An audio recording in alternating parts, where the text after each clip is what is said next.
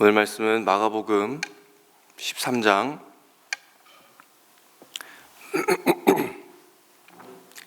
28절에서 37절까지의 말씀입니다. 마가복음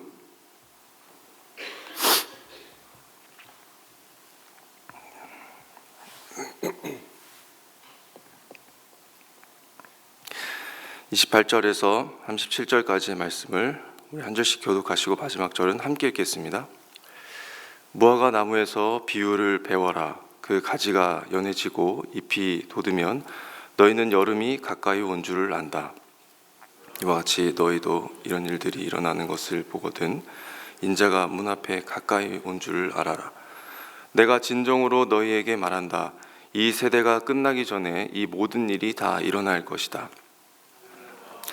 없어질지라도 나의 말은 절대로 없어지지 않을 것이다. 그러나 그날과 그때는 아무도 모른다. 하늘의 천사들도 모르고 아들도 모르고 오직 아버지만 아신다. 조심하고 깨어 있어라. 그때가 언제인지를 너희가 모르기 때문이다. 사정은 여행하는 어떤 사람의 경우와 같은데 그가 집을 떠날 때에 자기 종들에게 권한을 주어서 각 사람에게 할 일을 맡기고 문지기에게는 깨어 있으라고 명령한다. 깨어 있으라. 집주인이 언제 오는지 저녁녘일지 한밤중일지 닭이 올 무렵일지 이른 아침녘일지 너희가 알지 못하기 때문이다. 주인이 갑자기 와서 너희가 잠자고 있는 것을 보게 되는 일이 없도록 하여라. 내가 너희에게 하는 말은 모두 사람에게 하는 말이다. 깨어 있으라. 아멘. 오늘 마가복음은 항상 깨어 있으라 하시는 예수님의 말씀으로 우리의 삶의 지각을 일깨워 줍니다. 예수님께서 진지하게 제자들에게 종말에 대해서 말씀하시면서 두 가지를 이야기하고 계십니다. 사람이 이 종말에 대해 알 수 있는 것과 그리고 알지 못하는 것이 있다라고 그렇게 말씀하고 계시죠.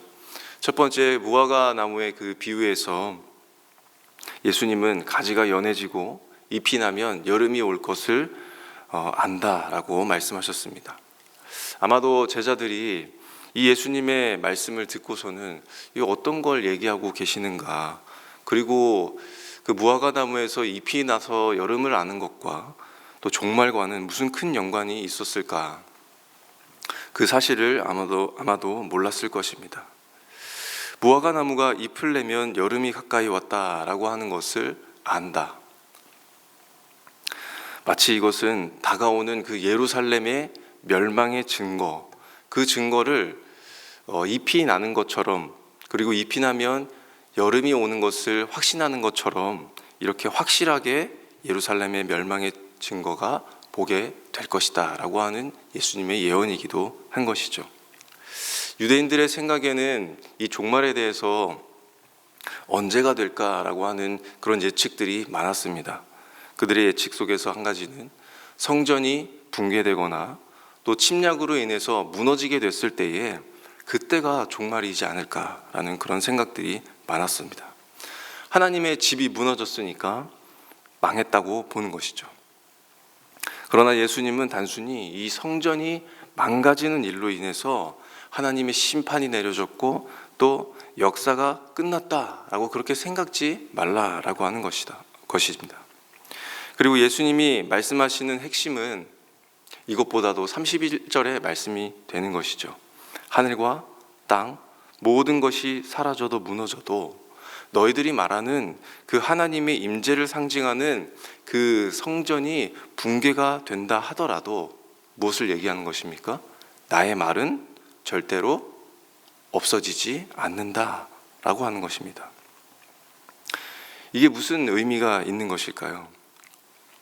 이런 것입니다. 너희들이 생각하는 그 괴로운 끝날, 심지어 너희가 보게 될 그 멸망의 순간에 너희들의 마음이 무너지고 괴롭고 두렵고 긴장되고 정말 끝나는 것 아닐까라고 하는 그런 벌벌 떨리는 마음들이 너희에게 있지만, 예수의 제자인 그리스도인들이 이 모든 것을 대할 수 있는 삶의 근거가 무엇이냐, 그 견고한 근거가 무엇이냐, 그것이 바로 영원히 존재하는 주님의 말씀이다 라고 하는 겁니다.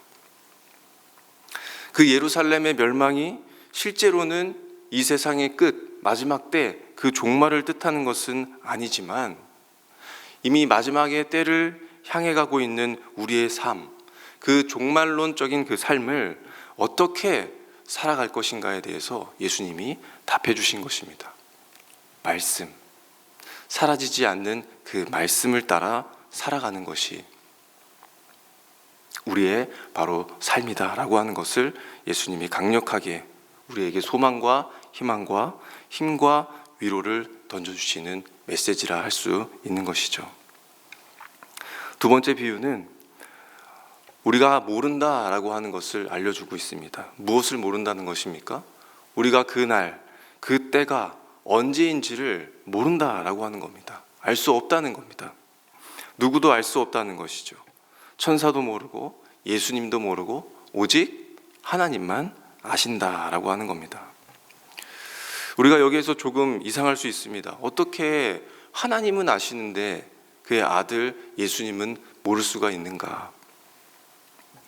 그러나 예수님은 그 날짜가 언제인지 정확히 알기를 보다는 예수님은 하나님의 그 주권에 철저한 순종으로서 인정하는 그 의미로 우리가 보아야 한다라고 하는 것이죠. 제자들은 그 마지막 때가 너무나도 궁금했습니다. 그리고 예수님에게서 그 힌트를 얻고 싶어 했습니다. 그래서 제자들이 예수님에게 묻죠. 그래서 그 징조가 도대체 어느 것입니까? 그리고 어느 때에 이런 일이 일어나는 것입니까? 그 질문을 예수님에게 해왔었습니다. 그런데 예수님께서는 정말 중요한 요점을 다시 한번 말씀해 주시죠. 예수님은 이 말씀을 통해서 주인이 어느 때 오는지를 알아내라 라고 하는 그 말이 아닌 것입니다. 뭐라고 말씀하셨습니까? 주인이 올 때까지 조심하라. 주인이 올 때까지 깨어 있으라 라고 하는 그 말씀을 전해 주셨습니다. 여기에는 제자들에게도 또 앞으로 살아갈 우리에게도 큰 시험이 있다라고 하는 것이죠.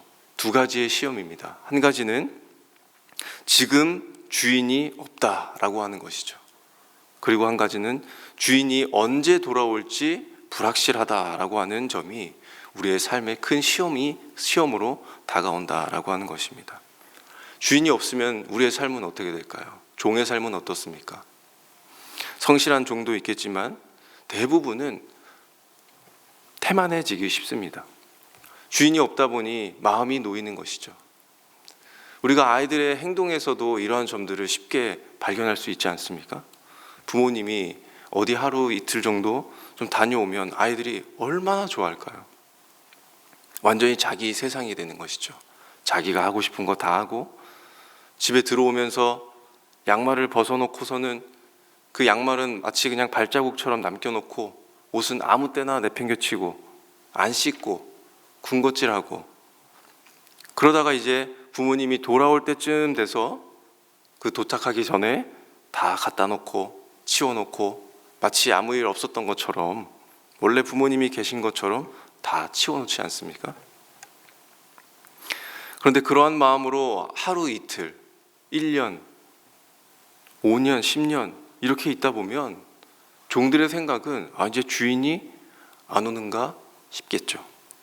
문지기도 또한 어떻습니까? 문은 안 지키고 이제는 들어와서 현관문 정도를 지키고 이제 주인이 더 안 오니까 더 들어와서 안방문을 지키고 이제는 안방에 눕게 되는 그러한 모습들, 그러한 부패성이 우리에게 충분히 있다라고 하는 것을 보여주는 것입니다. 그래서 예수님의 요청은 무엇이겠습니까? 우리가 이렇게 조심하는 일에 깨어있는 일을 귀찮아하지 않아야 한다. 귀찮아하지 말라 라고 그렇게 우리에게 요청하고 계시는 것이죠. 비록 이 종말이라고 하는 것이 우리가 느껴지기에는 계속해서 늦추어지는 것 같고 계속 미루어지는 것 같고 이제는 주인이 돌아온다고 했는데 그 말도 잊어버릴 만큼 우리의 현실에서는 자각할 일들이 너무나도 없지만 예수님은 우리에게 그것을 조심하라. 그리고 깨어 있으라. 그렇게 조언하고 계신다는 것입니다. 그 동안에 경계하고 깨어 있는 자들이야말로 다가오는 진짜 마지막 날에 그들이 하나님 앞에 신실한 사람으로 입증될 것이다 라고 하는 사실을 말씀해 주시는 것이죠. 주인이 없어서 내가 마음을 놓고 경계를 늦추기보다는 반드시 주님께서 돌아오시기 때문에 우리는 신실하게 일해야 하고, 또 돌아오시는 분이 나의 주인이기 때문에 내가 맡은 일들에 대해 더 확신 있게 일할 수 있는 그 소망으로 우리에게 살아가라 라는 그런 말씀을 전해주고 계십니다. 우리는 살면서 그 마지막 때가 가까워지고 있구나 라고 하는 것을 짐작하며 살아갑니다. 예수님이 그것을 우리에게 알 수 있다라고 말씀하셨던 것처럼 우리도 그 마지막 때를 짐작하며 알아가며 살아갈 수 있다라고 하는 것이죠. 그러나 정확한 때는 우리가 알지 못한다라고 하는 것입니다. 이러한 말세를 우리의 염두에 두고 살아가고 있는 이 성도가 지녀야 할 자세는 무엇입니까? 깨어 있으라. 조심하라. 농사의 일을 맡은 종들이 대문에 앉아 기다리는 일이 일어나지 않도록 조심하고, 또 맡은 그 농사의 일을 열심히 하며 기다리고 있어라. 문지기는 도적이 언제 들어올지 모르니 깨어 살피고 있고, 그렇게 각자 자기의 맡은 일들을 잘하며 기다리며 있으라 라고 바라시는 그 예수님의 말씀이 오늘의 말씀입니다. 말씀을 정리하겠습니다. 우리는 이제 2024년의 끝을 향해 가고 있습니다. 얼마 남지 않았다는 것을 아는 우리는 어떻게 합니까? 주변을 정리합니다. 삶을 재정비합니다. 그리고 새로운 시작을 준비하죠. 어쩌면 2024년 잠들어 있었던 우리를 깨우시는 이 하나님의 말씀이 아닐까요? 이 끝이 다가옴으로 인해서 종말의 때를 살아가고 있는 우리에게 깨어있으라 말씀하시고 조심하라 말씀하시는 그 예수님의 이 말씀을 통해서 우리는 다시 한번 우리의 삶을 되돌아보게 되는 것 같습니다. 또한 주님은 우리에게 알기를 원하십니다. 무엇을요? 우리가 무엇을 해야 하는지를 하나님은 알기를 원하십니다. 그리고 주님은 우리에게 궁금해하십니다. 우리가 무엇을 했는지. 비록 이 세상이 무너지는 것 같고, 또 정말 마지막의 때를 사는 것 같고, 우리가 폭풍 속에 살아감으로 하나님의 목적이 어떻게 이 세상에 성취되어 가고 있는지를 인식할 수 없을 때가 많은 우리지만, 예수님은 말씀하십니다. 기억하라. 무엇을 기억하라는 것입니까? 하늘과 땅이 사라질지라도 나의 말은 절대 없어지지 않을 것이다. 주님의 이 발자취를 따르는 자만이 이 마지막의 때를 살아가는 우리에게 위로를 받을 수 있다라고 하는 예수님의 말씀입니다. 세상을 뒤엎은 사회적인 이 대격변이 일어나고, 또 그러한 유사한 상황들이 앞으로 무수히 일어난다 할지라도, 또한 모든 일들이 황량하고 모든 소망이 사라져버린 것처럼 보이더라도, 모든 일들이 하나님의 그 거대한 계획 가운데에 있다라고 하는 것을 기억하라는 예수님의 메시지입니다. 우리가 이 사실을 확신하며 살아가기를 예수님은 도전하고 계십니다. 그리고 심판과 그 재림의 순간, 그리고 그 마지막 날이 언제일지는 모르지만 반드시 오실 나의 주 하나님을 신실하게 기다리면서, 또 맡겨진 일을 성실하게 감당하면서 큰 확신과 소망으로 깨어있으라 하신 그 말씀대로 오늘의 주어진 우리의 하루를 성실하게 일해 나가시는 우리 성도님들이 되시기를 간절히 소망합니다.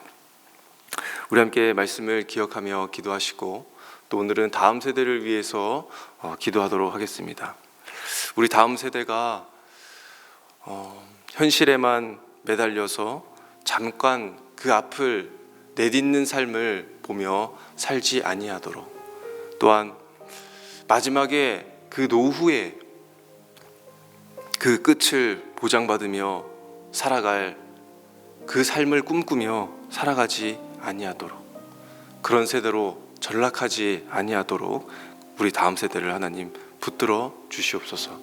그들 또한 이 종말론적 삶으로 말미암아 주님 앞에 자기의 맡은 일들, 그 일들을 성실하게 살아갈 수 있도록 주님 살펴주시고, 또한 주님이 우리에게 주신 일들이 무엇이고 또 그들은 그것을 위하여 자신들이 얼마나 조심하며 살았는가를 잘 살필 수 있는 지혜를 더하여 주시옵소서. 또한 순종을 갖추는 다음 세대가 되게 하여 주셔서, 깨어있는 세대가 되게 하여 주셔서 그들의 삶에 힘과 또한 능력을 얻어 살아가는 우리 다음 세대가 될 수 있도록 우리 간절히 함께 기도해 주시면 감사하겠습니다. 또한 말세를 살아가고 있는 우리에게 또 주어진 이 나라와 이 환경을 주님 다스려 주시옵소서. 이를 통해서 얻는 우리 영적인 깨달음을 하나님 허락하여 주셔서 마지막 때를 살아가고 있는 우리가 조심할 수 있는 것들과 깨어있는 일들을 하나님 날마다 자각시켜 주시고 인식하게 하여 주셔서 주님께서 맡기신 그 일들을 성실히 해나가는 저희들 되도록 하나님 도와주시고 인도하여 주시옵소서라고 우리 함께 기도하신 후에 우리의 개인이 가지고 오신 그 기도를 하나님 앞에 올려드리도록 하겠습니다. 함께 기도하겠습니다.